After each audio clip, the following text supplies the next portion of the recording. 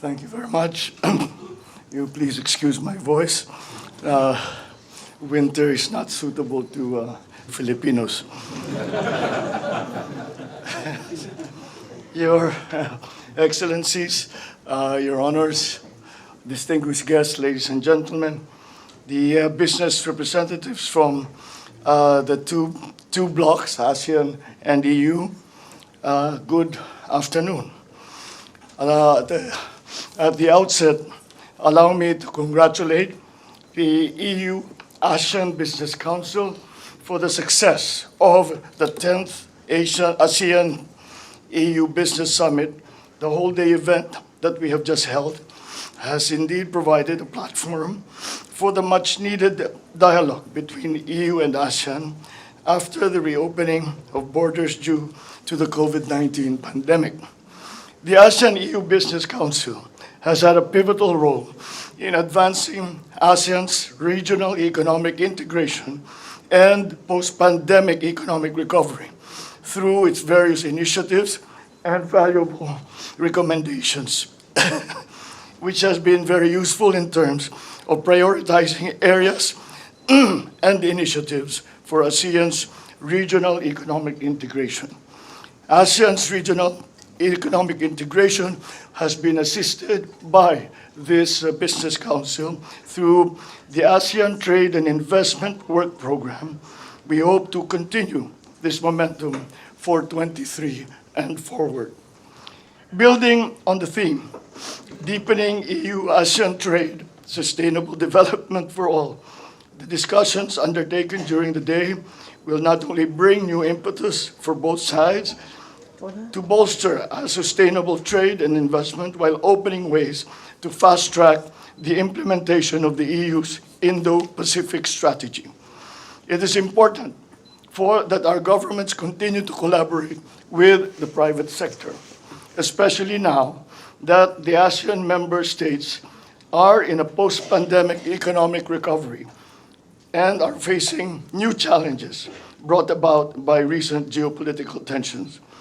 It is noteworthy to extend our appreciation to the ASEAN-EU Business Council for its continued support and engagement with ASEAN from the sectoral bodies up to the Leaders Forum and at that level. ASEAN has increased its presence on the global stage through the efforts on regional economic integration and supply chain resilience. The entry into force of the Regional Comprehensive Economic Partnership, or RCEP, the ongoing review of existing trade agreements, ASEAN's initiatives to facilitate trade of essential goods demonstrates the region's push to maintain an open, free, and fair trade. Moreover, with the participation of ASEAN members in mega trade deals such as RCEP and the Comprehensive and Progressive Agreement for Trans-Pacific Partnership, ASEAN is well positioned to accelerate intra-regional trade and profit. ASEAN member countries continue to recognize the historical importance of the EU as a trade and investment partner to ASEAN. Thus, while the ASEAN-EU FTA remains a common long-term objective, economic cooperation initiatives will be prioritized on areas of mutual interest in order to bridge the gap and realize this long-term objective.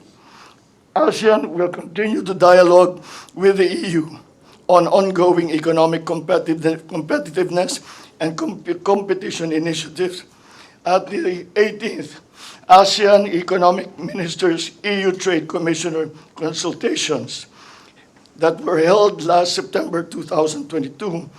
The ministers and the representatives from the EU endorsed the ASEAN-EU Trade and Investment Work Program 2022 to 2023. The ASEAN-EU Trade and Investment Work Program of 2022 to 2023 will provide the ASEAN and the EU with a framework with which that will serve as a platform to enhance economic cooperation in addressing new emerging challenges and seeing new opportunities for trade and investment amongst member states and countries. On digital technologies, ASEAN recognized the need for a cohesive strategy for ASEAN to build a resilient foundation for the region's growing digital economy towards a leading digital economy. Negotiations are ongoing on the Bandar Seri Begawan Roadmap, which is ASEAN's digital transformation agenda to accelerate ASEAN's economic recovery and digital economy integration. The roadmap lays out the immediate and short to medium-term plans that ASEAN can take up to transform the ASEAN region into a leading digital economy. In total, there are 10 measures made up by the 26 action items under the BSPR, which culminates in the commencement of negotiations for the ASEAN Digital Economy Framework Agreement. On circular economy, the ASEAN Economic Council meeting adopted the framework for circular economy in October 21, to provide a structured pathway for ASEAN in transitioning towards a low-carbon circular economy. For the first phase, the CE implementation plan was adopted by the ASEAN Economic Community Council during the 21st meeting on 9 to 10 November 2022 in Phnom Penh.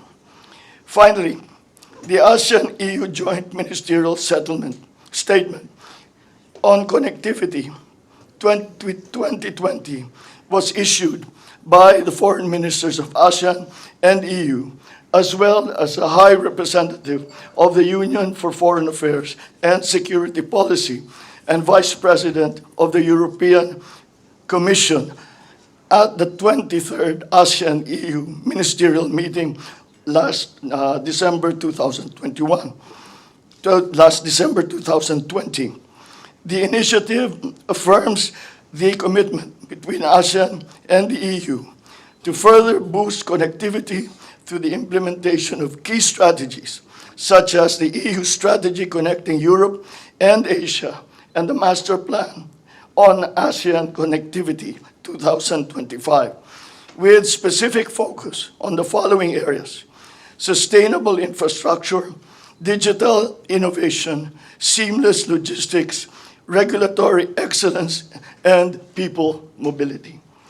Let us continue to strengthen trade and investment endeavors between the EU and ASEAN, with the end in view of enhancing economic integration between the two blocs. Thank you once again for everyone for a fruitful participation in the Business Summit, and I look forward to when an ASEAN member will be hosting the same next year. And thank you for putting up with this very strange, squeaky voice. Thank you. Thank you.